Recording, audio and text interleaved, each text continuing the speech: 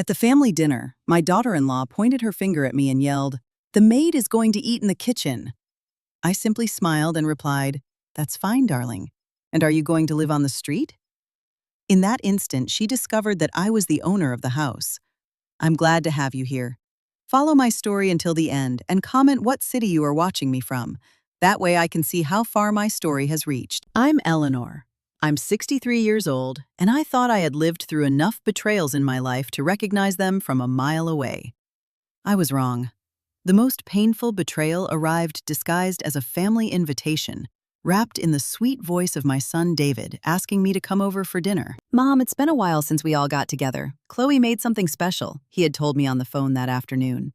His voice sounded different, tense, like when he was a little boy and had done something wrong, but didn't know how to confess. I should have paid attention to that signal. I dressed with care that night. I chose my navy blue dress, the one that always made me feel elegant, and I put on the pearl earrings my late husband Robert gave me for our 20th anniversary. I wanted to look good for my family. What irony. When I arrived at the house, I immediately noticed several cars parked outside. The Hendersons' silver Mercedes, the Whitmans' black BMW, Sarah Coleman's red Lexus, all names I knew from Chloe's social circle. My stomach nodded slightly, but I told myself that maybe it was just a dinner among friends, and I was being included. Chloe opened the door before I could even ring the bell. She looked flawless as always, her blonde hair perfectly styled, wearing a designer dress that probably cost more than what most people make in a month, and flashing that smile that never quite reached her eyes. "Eleanor," she greeted me, and I should have noticed something right then. Not mom, not mother-in-law, just my first name, delivered with that calculated coldness she had mastered so well. "So glad you made it. Come in." The sound of chatter and laughter filled the living room. I recognized the voices instantly. Margaret Henderson holding court about her latest trip to Europe. Patricia Whitman going on about the new collection at her art gallery. Sarah Coleman laughing at something that sounded forced and rehearsed. David walked over to greet me.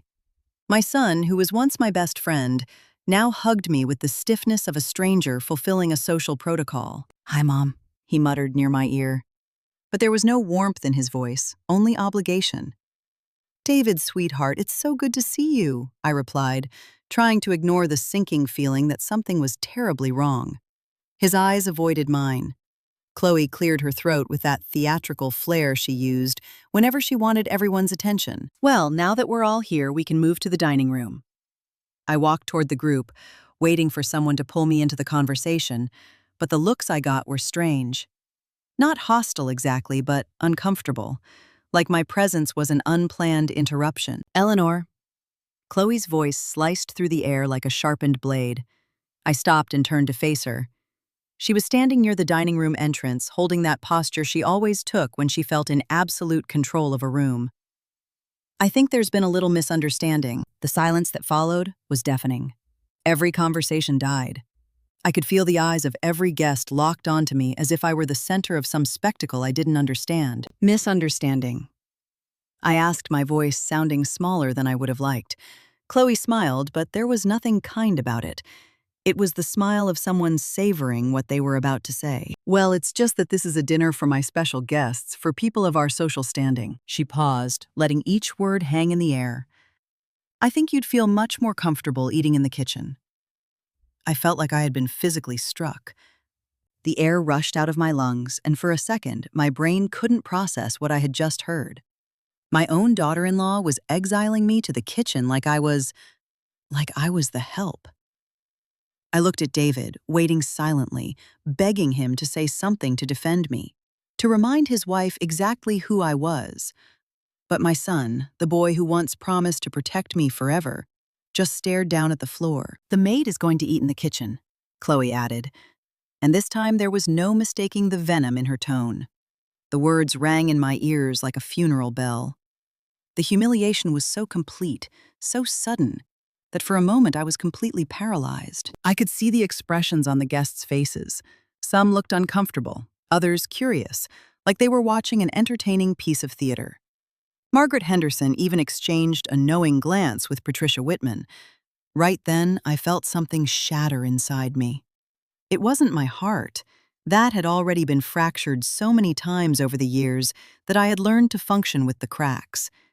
It was something deeper. It was the very last emotional tie I had to the illusion that this family valued me, that my place in this world meant something to the people I loved most. But then something strange happened. Instead of crying, instead of screaming or running out the door in shame, I felt a freezing calm wash over me. A profound stillness I hadn't felt in years. It was as if I had been waiting for this exact moment without knowing it. As if the blinding clarity I desperately needed had finally arrived. I smiled. A genuine, peaceful smile that caught Chloe entirely off guard. "That's fine, darling," I told her. My voice was startlingly steady. "You're right. I think it's time we all knew exactly what everyone's place is in this house." The confusion on Chloe's face was instantaneous. That was not the reaction she was banking on. She wanted tears begging utter humiliation. Instead, she got a 63-year-old woman smiling back at her with a quiet confidence I hadn't shown in a decade. "And you know what, Chloe?" I continued, feeling every word leave my lips with crystal clarity. "Very soon, you're going to find out exactly who really belongs here." The silence that followed was different from the first. This time it was heavy, loaded with a promise that no one in that room fully understood except me. What none of them knew was that this humiliation, this carefully orchestrated night, designed to put me in my place, had just become the catalyst for something that would change everything forever. That night, driving back to my apartment, memories crashed against my mind like waves in a storm. Chloe's cruelty hadn't been an isolated event. It was the grand finale of 5 years of systematic contempt. 5 years of being treated like a stain on my own son's life. It all started when David met Chloe at a real estate convention. He was working as an agent, an honest but modest living. She was the daughter of a property developer, accustomed to a world of luxury that David had only ever seen from the outside. From the very first day he introduced us, I saw something in her eyes when she looked at me. It wasn't respect, it was an appraisal. She was calculating my net worth, and she clearly concluded I had none. At first, the jabs were subtle. "David tells me you live in a small apartment, Eleanor. How intimate." "Oh, it's fascinating how some people can manage with so little space." Always delivered with that picture-perfect smile, always in a tone dripping with fake sympathy, but cutting like a hidden razor. When they got married 3 years ago, I hoped things would get better. I thought maybe she was just nervous, trying to impress, and that once she felt secure in the family, she'd warm up to me. How naive I was. Their first Christmas as a married couple laid it all bare. We had agreed to celebrate at the house David and Chloe had bought after the wedding, a stunning colonial estate in Westchester that I had secretly helped finance. Chloe had insisted everyone bring a specific dish for dinner. "Eleanor, you can bring the napkins," she had told me over the phone, while assigning the turkey to my sister Helen and the dessert to Aunt Carol. Napkins, as if my contribution to the family gathering was so utterly insignificant that I was only trusted with paper products. But the napkins weren't what hurt the most that Christmas. It was when it came time to open gifts. David and Chloe had taken great care to wrap beautiful, thoughtful presents for everyone in the room. Everyone except me. My gift was a cheap box of chocolates they had clearly grabbed at a drugstore on the way home. "We just didn't know what you liked," Chloe explained, pouring on that artificial sweetness I was learning to hate. A lie. I had been at every birthday, every milestone, every family gathering, for all 35 years of David's life. They knew exactly what I liked. The months that followed were a masterclass in psychological manipulation. Chloe had a gift for dropping comments that looked innocent on the surface, but were laced with arsenic. "Eleanor, that coat is so vintage. I guess it's from when it was actually in style. Oh, it's so admirable how you keep such a positive attitude despite your limitations." But the true heartbreak was watching David change. My boy, who used to call me 3 times a week, suddenly only reached out when Chloe wasn't around. Our conversations became shallow-guarded, like he was constantly walking on eggshells. One day, about a year ago, I dropped by their house unannounced. I needed to drop off some paperwork David had left at my apartment. When I walked in, I heard raised voices coming from the study. I stepped closer quietly, not to snoop, but because I recognized the raw distress in my son's voice. "I can't keep doing this, Chloe," David was saying. "She's my mother." "Exactly," she shot back, her voice like ice. "She's your mother, not mine. And frankly, David, having her around constantly is dragging down our social life. People talk. They wonder why we have to carry this dead weight. But she helped me when I needed money for college. She paid for my apartment when I first started working." "And now you have to pay her back for the rest of your life?" Chloe interrupted. "David, honey, you need to understand how this works. In my circle, the way you treat your family reflects your status. And having a mother-in-law who shows up uninvited, who dresses like she's stuck in the 80s, who has zero sophisticated conversation, it's embarrassing." There was a long, heavy pause. Then David's voice sounding defeated. "What do you want me to do?" "Just create distance. You don't have to cut her off completely. Just keep the visits to an absolute minimum. When we have important guests over, it would just be better if she wasn't here." That was the conversation that marked the beginning of my systematic erasure.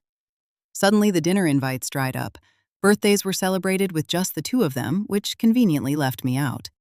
The phone calls became practically non-existent. But I stayed. I kept waiting. I kept sending gifts on special dates. I kept calling to check in.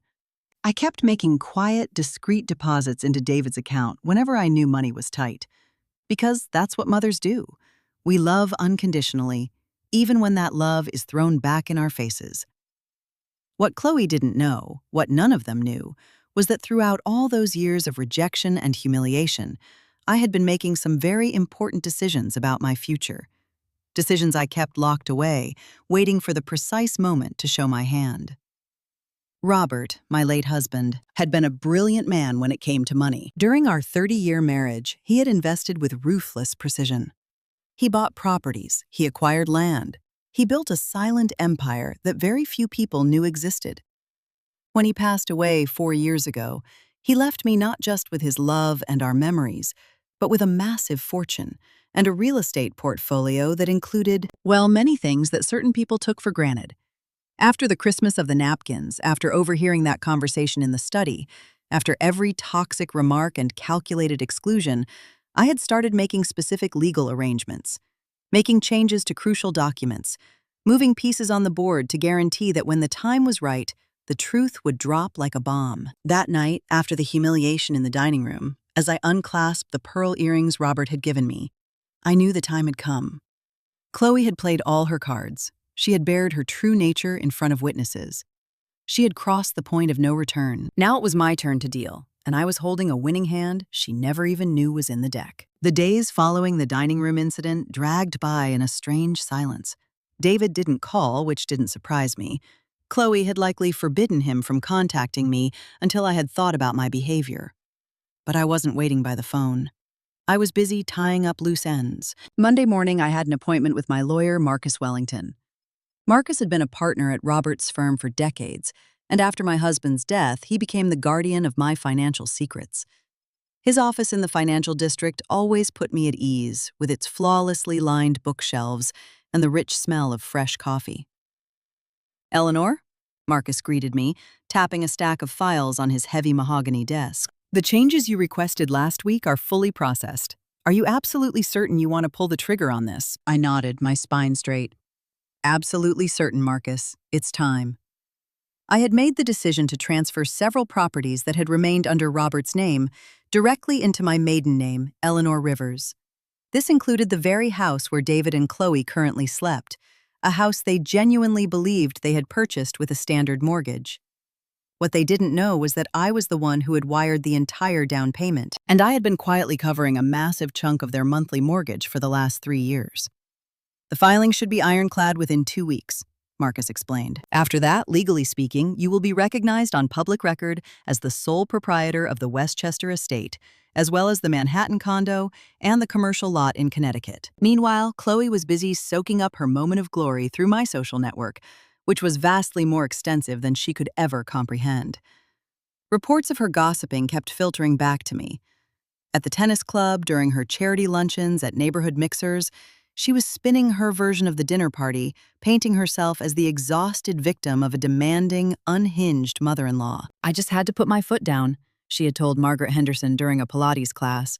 Sometimes older people need a firm reminder of appropriate boundaries. Margaret relayed this to me over lunch on Wednesday, probably waiting for me to explode with outrage. Instead, I just took a sip of water, smiled, and changed the subject. What Chloe didn't realize was that Margaret Henderson and I went back 20 years. Her husband, Charles, had been one of Robert's prime clients in dozens of real estate deals. Margaret knew exactly who I was and the sheer weight of my bank accounts. But she chose to keep her mouth shut, grabbing a front row seat to watch this tragedy unfold. On Thursday, Chloe made her first critical error. David called me, his voice tight and rattling with nerves. "Mom," he stammered, "something weird is going on." Chloe got a call from the property management office. They said they needed to update some deeds, something about the true title holders. "But we bought this house. We have the contract. What kind of paperwork, David?" I asked, keeping my voice smooth as glass. "I don't know exactly. Chloe talked to them. She said it was probably just some bureaucratic glitch, but she looked really spooked." That Friday, Chloe's paranoia spiked when the mailman delivered a certified letter addressed to the current occupants of the estate. The letter, drafted by Marcus's firm, was technically just a routine notice regarding a change in the property's ownership structure. But to a guilty conscience like Chloe's, it read like a death warrant. From what David told me later, Chloe spent the entire weekend in a manic tailspin. She called her father, the family attorney, even the broker who had originally handed them the keys. They all gave her the same answer. The paperwork looked perfectly legitimate, but they would need to look into it. Sunday night, David showed up at my door unannounced. When I opened it, he looked like a ghost. He had dark circles under his eyes and his hands were trembling. "Mom, can we talk?" he asked. I let him in and put the kettle on, just like when he was a scraped-up kid coming to me with his problems. But this was different. He wasn't my little boy seeking comfort anymore. He was a terrified man hunting for answers he was too afraid to ask for. "Chloe is losing her mind." He started staring at his shoes. "These letters about the house, the phone calls, she thinks maybe someone is trying to scam us." "Scam you," I echoed, blowing gently on my tea. "Yeah, like one of those title fraud schemes where people pretend to own the deed to steal houses." He rubbed his temples aggressively. "But it's weird, Mom. I went through all our closing documents today, and there are things I don't understand." My heart picked up its rhythm. "What kind of things?" "Well, when we bought the place, I vividly remember taking out a loan for $1 million. But the bank statements I pulled today show we only owe $200,000. And there are all these deposits labeled anonymous benefactor that have been covering a massive chunk of the mortgage for years."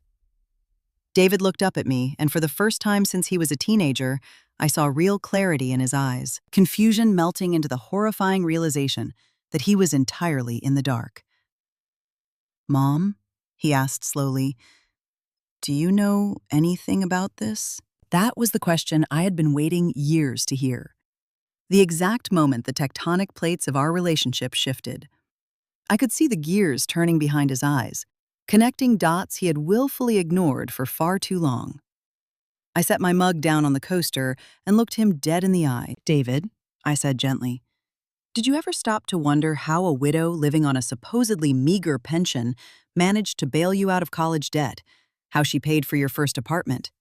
How she covered every financial disaster you've had over the last decade?" His eyes widened, the blood draining from his face. "Did you ever wonder why people like Margaret Henderson treat me with such profound respect, while your wife insists I'm just a useless, broke old woman?" David sat frozen, but I could practically hear his mind racing, tearing through years of microaggressions, overlooked details, and deliberate ignorance. "Did you ever wonder," I pressed, on my tone hardening, "why, when she humiliated me in front of her high society friends the other night, I didn't cry? I didn't scream? I just smiled?" The look on David's face morphed from sheer confusion into something resembling raw panic. "Mom, what are you trying to tell me?" I smiled. That exact same tranquil smile I had aimed at Chloe in the dining room. "I am telling you, my sweet boy, that very soon you and your wife are going to realize you've been playing a game without knowing any of the real rules." David shot up from the couch, knocking his tea onto the rug. "What does that mean, Mom? You're scaring me." "Don't be scared, David. Just brace yourself. Because what's going to happen next week is going to shatter everything you thought you knew about your family. When David stumbled out of my apartment that night, I knew he was going to run straight back to Chloe. I knew he'd tell her everything. I knew she'd spiral into full-blown panic mode, making frantic calls, clawing at the walls to find some way to maintain her grip on the narrative. But it was far too late. The ink was dry. The legal machinery was already grinding forward, and the truth was about to detonate in the most spectacular way imaginable. Chloe played her final card when she tried to humiliate me. Now it was my turn, and I was holding a royal flush she never saw coming. The phone rang on Tuesday morning. It was David, but from the rigid cadence of his voice, I knew instantly that Chloe was hovering right over his shoulder, feeding him his lines. "Mom." His voice sounded stiff, heavily rehearsed. "Chloe and I have been talking, and we think it's crucial we have a family sit-down. An honest conversation about expectations." Expectations. I asked, already knowing exactly where this train was heading. Yes, about the future, about living arrangements. He paused, and I could hear frantic whispering in the background. "We'd like to invite you over for dinner this Saturday, but it'll be different this time. Just family so we can clear the air." "I see," I replied, perfectly calm. "And exactly who else will be attending this intimate family chat?" Well, Chloe thought it would be healthy to loop in some extended family. Just to make sure everyone is on the same page regarding these big life choices. There it was. Chloe hadn't learned a damn thing from our last standoff. Instead of retreating and reassessing her strategy, she was doubling down. She was setting the stage to humiliate me again, but this time she wanted a larger audience to act as a jury for my final exile. "Which extended family members, David?" My cousin James and his wife Susan, Aunt Carol, your sister Helen," another muffled pause, "and a few of Chloe's closest friends, people we trust and whose guidance we value." Translation. Chloe had assembled a firing squad of her loyalists to bear witness to what she assumed would be my ultimate defeat and permanent banishment from the family bloodline. "Sounds like quite the occasion," I noted. "May I ask what the specific agenda is for this gathering?" David stammered, clearly reading off a script Chloe had drafted. "Well, we just feel it's time everyone understands their roles in this family. And maybe it's time we discuss more appropriate living arrangements for everyone." More appropriate living arrangements. I tasted the words slowly. "David, are you telling me your wife wants to use this dinner party to tell me I need to go live somewhere else?" "No, Mom, it's not like that," he protested, though his voice was hollow. "It's just, well, Chloe found some really beautiful communities for people your age, places where you'd be much more comfortable with activities and where I'd be out of her way," I finished for him. "Mom, please don't look at it like that. We just want what's best for everyone." "It's fine, David," I told him, and I could physically hear his sigh of relief through the receiver. "I accept the invitation. I'll be there on Saturday." "Really, I mean, that's great. Chloe will be thrilled." "Oh, I'm sure she will," I murmured. "Tell Chloe I am practically holding my breath to hear what she has to say." After I hung up, I sank into my armchair and actually laughed out loud for the first time in weeks. Chloe was so blindingly arrogant, so utterly convinced she held all the cards, that she was about to commit the greatest mistake of her life in front of a live studio audience. I spent the next few days preparing with surgical precision for what I knew would be the killing blow. Wednesday, I sat down with Marcus to review the final binders. Everything was bulletproof. The deeds had been officially transferred, the county records were fully updated. Anyone who cared to run a public records search could pull up the truth in 30 seconds. Thursday, I had lunch with Margaret Henderson. Just as I suspected, she had already received her summons for Saturday night. "Eleanor," she said, picking at her endive salad, "I need you to know I have no earthly idea what Chloe is plotting, but she specifically asked James and me to be there. She told him it was vital to have respectable witnesses for a major family announcement." "Respectable witnesses," I repeated, highly amused. Yes, her exact words. Margaret leaned in, eyes gleaming with curiosity. "Do you have any idea what this circus is about?" "Oh, I have a very clear picture," I assured her. "But I think it's best we let it be a surprise for everyone." Friday night, David called me one last time. This time he didn't sound rehearsed. He sounded genuinely panicked. "Mom, are you sure you want to go through with this? Coming over tomorrow, I mean." Why wouldn't I, David? It's just Chloe has been unraveling all week. Those letters from the county, the legal notices she can't decipher, she's a nervous wreck. And you, David, how are you feeling? A heavy silence stretched across the line. Confused, he finally admitted. Mom, I feel like I'm drowning in things I don't understand. Chloe is spinning one story, but when I look at the mortgage statements, when I look back at all the times you bailed me out financially, I don't know what the hell to think. Perhaps, I suggested gently, tomorrow night you'll get every answer you've been looking for. What does that mean? It means it's time the truth stepped into the light, David. All of it. Saturday night, I pulled up to the estate at exactly 7 o'clock. This time I didn't dress to blend in. I wore my vintage black Chanel, the one Robert bought me in Paris for our 25th anniversary. I clasped on my heaviest jewelry, the pieces I kept locked in a vault for high-stakes occasions. If I was walking onto a stage, I was going to look like the one who owned the theater. When Chloe opened the door, her smug smile violently flickered. She clearly didn't expect me to show up looking like someone who could buy and sell her entire bloodline. Eleanor, she greeted, hastily rebuilding her composure. You look very dressed up tonight. Thank you, Chloe. I figured an occasion this monumental required the proper attire. The dining room was packed exactly as I had pictured. My sister Helen sat at the far end, looking deeply uncomfortable. Aunt Carol was nervously chatting up James and Susan. Margaret Henderson was holding court near the window, alongside two other couples I recognized from Chloe's country club set. 12 people in total. Chloe had dressed the set like a Broadway drama. She had even positioned a single chair slightly apart from the main seating area for me, like I was the defendant on trial. All right, Chloe announced once everyone had settled with their drinks and appetizers. Thank you all for coming tonight. David and I felt it was vital to have our dearest loved ones present for a very important conversation about the future of our family. David shifted in his seat, looking physically ill. As many of you know, Chloe continued, commanding the room, we've been navigating some complex family challenges lately, situations that require tough but necessary boundaries. She locked eyes with me, her gaze burning with the arrogant certainty of a hunter who has cornered her prey. That is why we have made the executive decision to restructure our family's living arrangements. Changes that will immensely benefit everyone involved. The room was dead silent. I saw Helen glaring at me with deep concern, while Margaret Henderson kept her face completely blank, like a theater critic watching a play she already knew the twist to. David and I have located a breathtaking senior community just a few towns over. A place where Eleanor can live comfortably, surrounded by people of her own age and socioeconomic background. And there it was, the public execution she had been drafting since she banished me to the kitchen. But this time, she wanted a jury.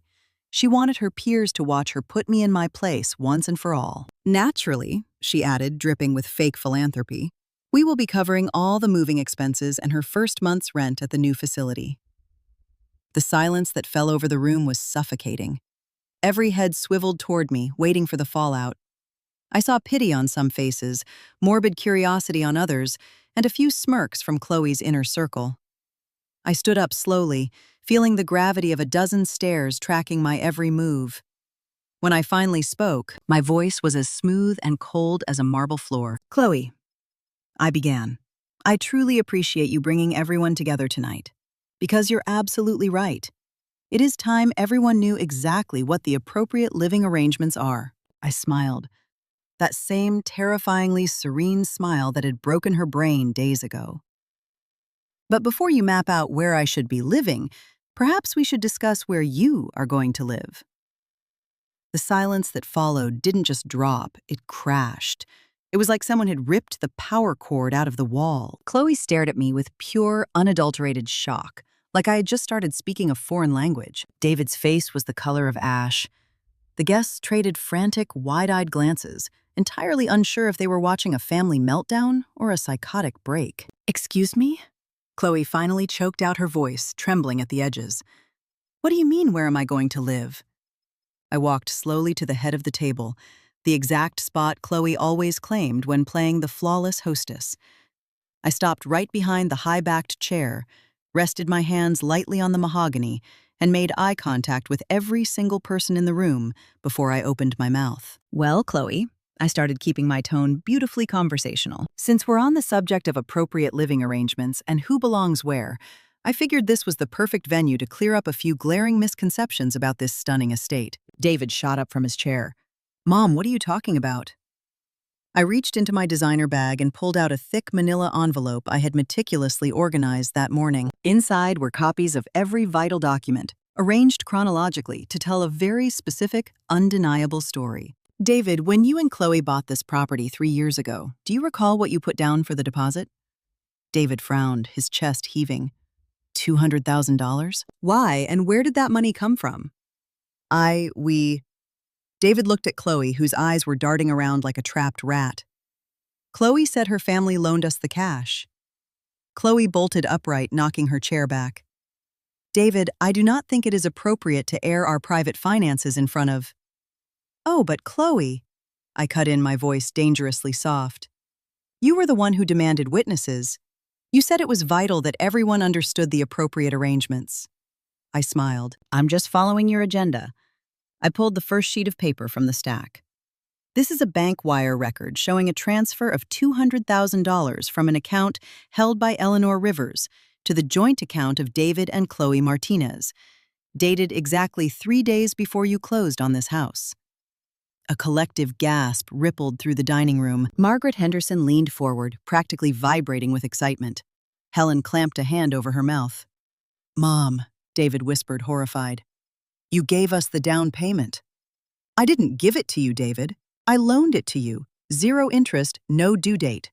Because you are my son, and I believed that one day when you were on your feet, you'd do the right thing. I pulled the next document. But as it turns out, there's a bit more. Chloe had lost all the blood in her face. David, you don't have to listen to this. She's trying to manipulate you. This document, I continued acting as if Chloe hadn't made a sound, shows the monthly mortgage payments for this property over the last 36 months. You'll notice 2 payments hit the ledger every single month. One for $10,000 from David and Chloe's account, and another for $23,000 originating directly from my personal trust. James David's cousin let out a low, sharp whistle. That means, I said, my voice ringing off the crystal, that I have been paying 65% of the mortgage on this house for 3 years, while I sat back and watched my daughter-in-law treat me like a humiliating burden to the family. David collapsed into his chair as if his strings had been cut. Why didn't you ever say anything? Because I kept waiting for you to realize the math didn't add up. Because I hoped that at some point you would stop and ask yourself how a widow on a fixed income was magically bailing you out of every financial crisis. My voice finally cracked like a whip. Because I expected my own son to defend me when his wife treated me like dirt without needing to know that I was the one keeping a roof over his head. Chloe finally found her voice, but it came out as a shrill, desperate shriek. This is absurd, David. She's lying. Those documents are forged. I pulled the final, heaviest document from the envelope. This is the official deed to this estate, updated and filed with the county clerk last week. As you can clearly see, the title holder is no longer David and Chloe Martinez. I slid the heavy parchment across the table to Margaret Henderson, a woman who had spent decades reading real estate contracts over her husband's shoulder. Her eyes went wide as saucers. According to this filing, Margaret announced, her voice echoing in the dead quiet, the sole legal owner of this property is Eleanor Rivers. The eruption that followed was instantaneous. Susan gasped. Helen started weeping. James started firing off rapid questions that no one answered. But my eyes never left David and Chloe. David was staring at me like he was looking at a stranger. Mom, how is this even possible? It's possible, David, because your father was a brilliant man who taught me how to play chess with money.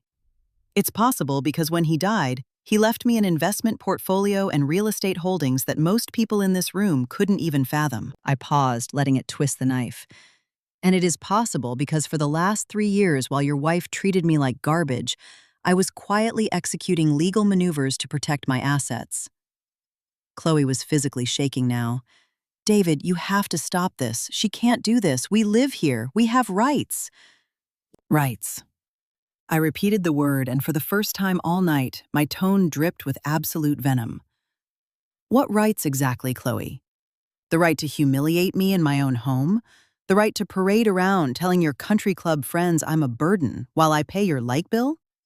The right to orchestrate my exile to a nursing home while you sleep in a master bedroom that I financed. I walked around the table until I was standing inches from where she was trembling against the window pane. Tell me, Chloe, when you ordered me to eat in the kitchen like the hired help, did you know you were talking to the landlord? I didn't know, she stammered, tears ruining her perfectly baked makeup. No, I agreed softly. You didn't know. Because you were so busy looking down on me, so utterly convinced I was just a useless old woman that you never bothered to ask why your life was so effortless. You never once questioned where the money was bleeding from. I turned my back to her and faced the room. I want everyone here to understand something. For 3 years, I watched this woman systematically amputate me from my son's life. I listened to her call me dead weight. I endured cruel, petty remarks about my clothes, my apartment, my supposed poverty. And the entire time, I was underwriting the luxury she was weaponizing against me. David finally spoke, his voice shattered. Mom, why didn't you just tell me the truth? Because I needed to see exactly who you married. I needed to know if the love you had for me was real, or if it only existed when you thought I had nothing. My eyes burned with tears, but my voice never wavered.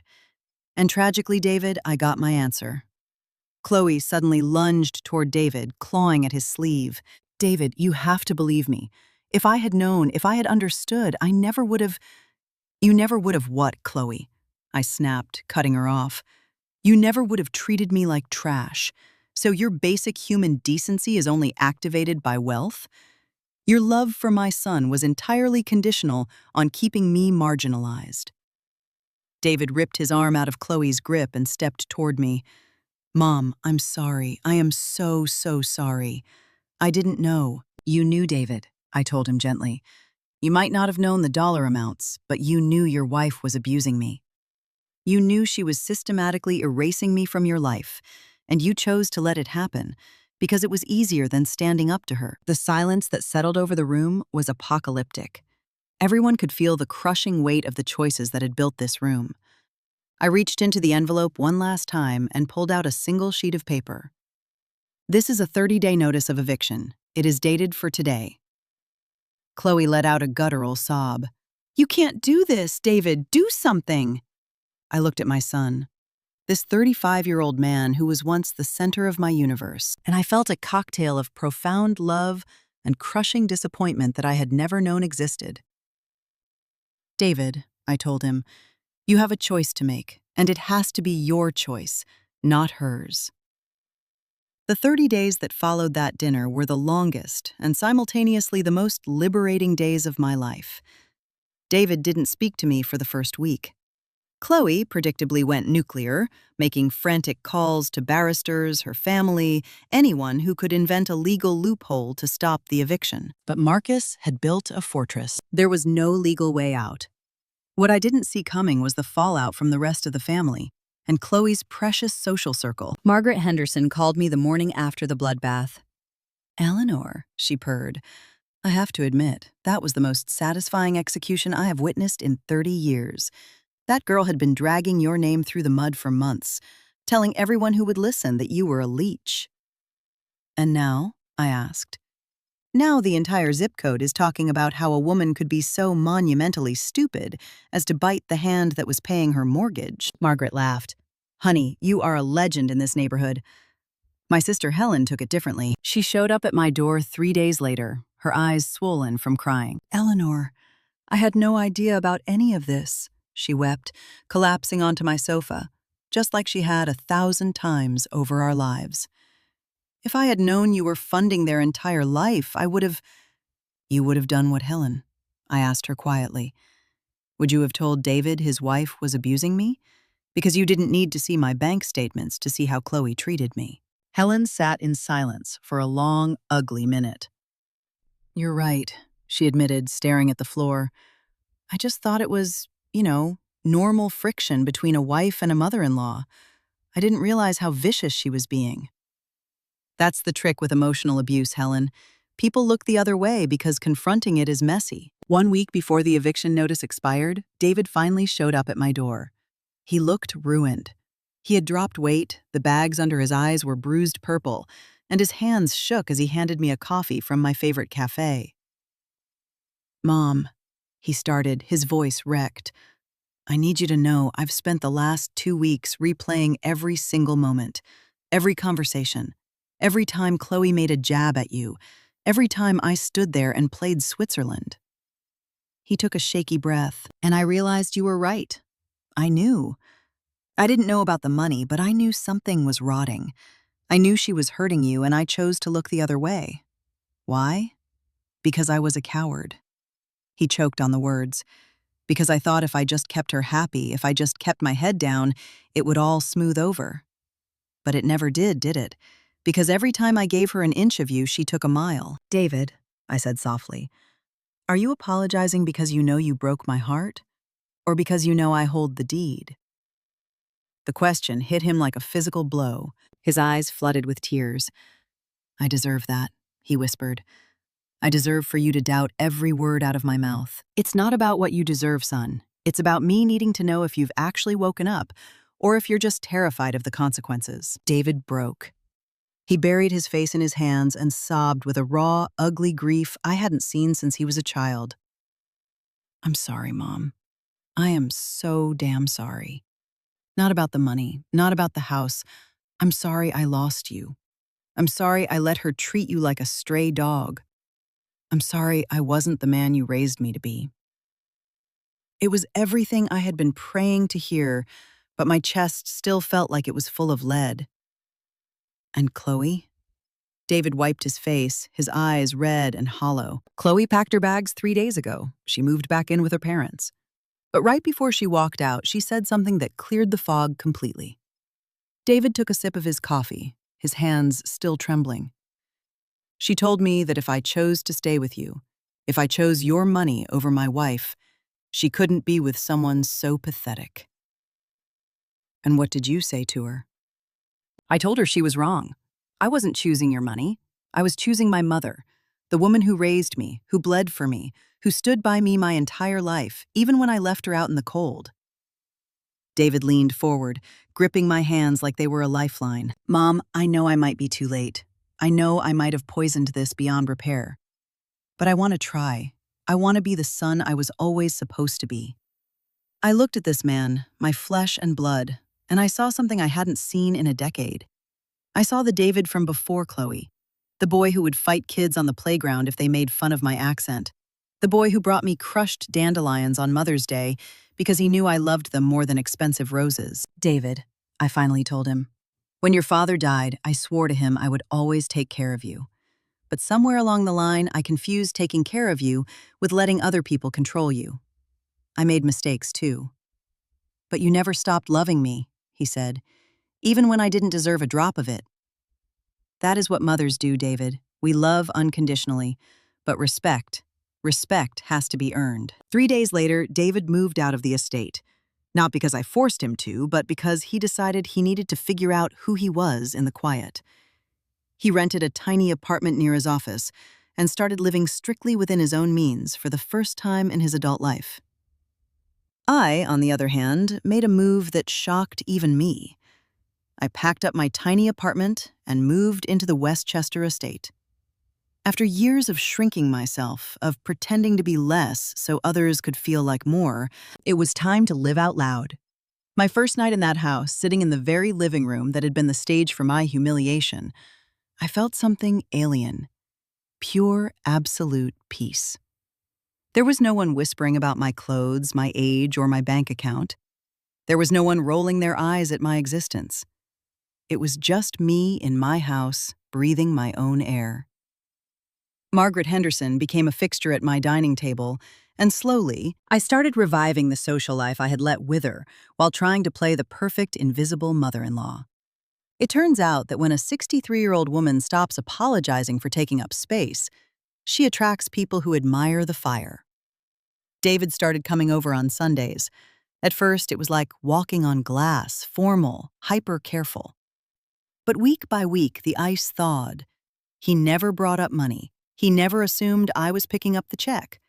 Instead, he started taking me to little diners he could afford, walking with me in the park, doing the quiet, meaningless things we used to do before the world got so complicated. One Sunday, 6 months after the eviction, David walked in looking nervous. "Mom," he said, "I want to ask you something, and I need you to know it is completely okay if you say no." "What is it?" "I've been going to therapy, trying to unpack how I let myself become that guy. And my therapist suggested I ask you if you'd be willing to come to a session with me, so we can untangle all of this with a professional." The request caught me off guard, but a strange, warm hope bloomed in my chest. "Why do you want to do that, David?" "Because I want to rebuild this the right way. I want to know exactly how we broke, and I want to make damn sure it never happens again." He paused, his eyes shining.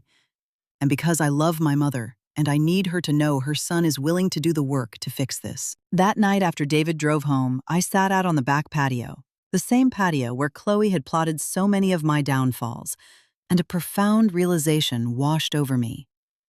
For years, I had been sitting in the dark, waiting for someone to come save me. I waited for David to grow a spine, for the family to see the truth, for Chloe to miraculously grow a conscience. But in the end, the only person coming to rescue me was me. And by burning it all down, I didn't just win back my dignity and my home. I taught my son a lesson that $1 billion could never buy. Respect isn't something you beg for, it's something you command. True love doesn't require you to shrink so someone else can feel tall. And it is never, ever too late to choose peace over poison. Now when I look in the mirror every morning in my own house, I see a woman who finally understands her price tag. A woman who doesn't need anyone's permission to exist. A free woman. And let me tell you, after all these years, freedom tastes exactly how I dreamed it would.